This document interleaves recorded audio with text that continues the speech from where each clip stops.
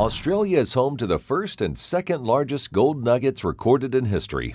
The first one was named Welcome Stranger and was found in the state of Victoria in 1869. It weighed 158 pounds.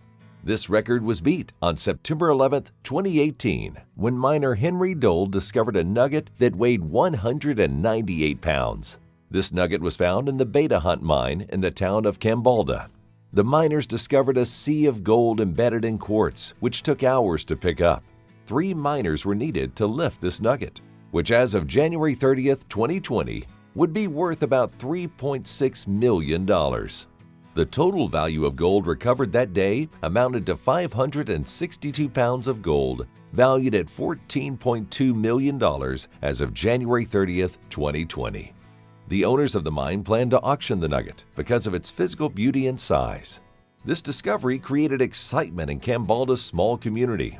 In the years prior to the discovery, 4 mines were closed in Kambalda, making the find even more unexpected and special. 9 months after breaking the record, more rare specimens were found in the Beta Hunt mine. Many believe the next nugget to beat the record may be hidden under the surface at the very same mine.